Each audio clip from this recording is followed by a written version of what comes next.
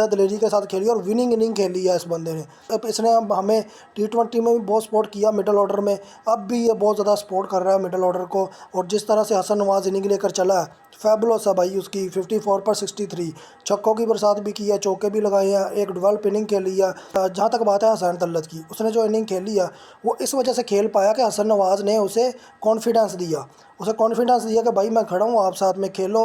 वैसे भी 80 में तकरीबन 101 रन चाहिए था, 21 रन ऊपर था बॉलरों से, यानी कि आराम से चेज़ हो सकता था। लेकिन हमारी बैटिंग लाइनअप ऐसे रन भी बड़े आराम से चेज़ नहीं करती, यानी कि धजके दे दे कर करती है। लेकिन हसन नवाज़ वंस अगेन इस बंदे ने डेब्यू किया और फैबुलस 50 की है और फैबुलस पाकिस्तान को विनिंग कराया। इसके अलावा मैं ये सोच नहीं सकता था कि हम जीत पाएंगे, क्योंकि एक टाइम पर हमारे 5 आउट हो चुके थे और 100 से ऊपर पहाड़ जैसा रन खड़ा हुआ था और महसूस हो रहा था कि शायद हम ये मैच अब हार जाएंगे, क्योंकि हमारी बैटिंग लाइनअप ऐसी है। जो टू द पॉइंट मैं बात कर लूँ, आपके 4 मेन प्लेयर खेले हैं, सीनियर प्लेयर। और मुझे शाहिद अफरीदी की वो बात याद आती है जो उसने कुछ दिन पहले की है कि जी जूनियर्स प्लेयर को अपना स्ट्राइक रेट बेहतर कर लेना चाहिए, वरना बाबर आजम तो है ही। हाँ जी बिल्कुल, बाबर आजम का मैंने देख लिया, विनिंग इनिंग भी नहीं खेली, ना T20 इनिंग खेली, टेस्ट जैसा हिसाब था इन दोनों का। और जैसी हसन नवाज़ ने इनिंग खेली है, ये शाहिद अफरीदी का मुँह पर चपेट है।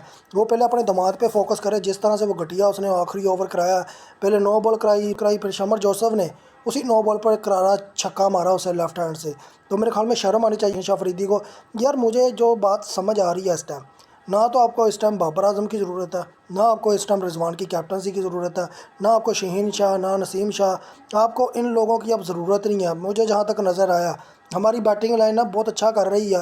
अब्दुल्ला शफीक भी कुछ अच्छी ओपनिंग करने की कोशिश की है, लेकिन अब्दुल्ला शफीक अगर फ़खर जमान सेट होता है या फरहान साहब ज़्यादा, तो मेरे ख्याल में उन्हें चांस देना चाहिए। अब अब्दुल्ला शफीक का भी कुछ ज़्यादा मुझे बैटिंग अब पसंद नहीं आती। इसके अलावा सलमान आगा ने जिस तरह से कैच पकड़ाया है वो हैरान कुन है यार।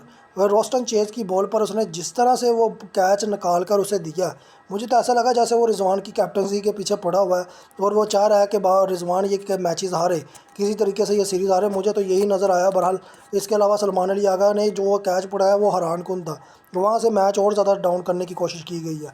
और दूसरी बात मैं आपको ये बता दूं कि आपकी जो ओडिया टीम है उसमें भी चेंजेस की अब शदीद ज़रूरत महसूस होने लगी है, जिसमें नसीम शाह हो गया। नसीम शाह ने कोई इतनी बड़ी बॉलिंग नहीं कराई, आखिर में वो जाकर सिर्फ बॉलरों की विकेटें लेने में कामयाब हुआ है। ओपनिंग से तो मोटी ने उसको ठोका है, मोटी ने उसको चैन से बैठने नहीं दिया, और यही वजह कि 8 ओवरों में ये दोनों 50 क्रॉस कर गए।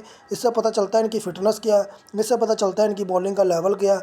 और ये आने वाला वक्त आपको बता देगा। बाबर आजम, रिजवान, शहीन शाह अफरीदी, नसीम शाह ये किसी काम के नहीं है कि हम ये सीरीज़ तकरीबन मेरे ख्याल में 3-0 से जीत जाएंगे बड़े आराम से।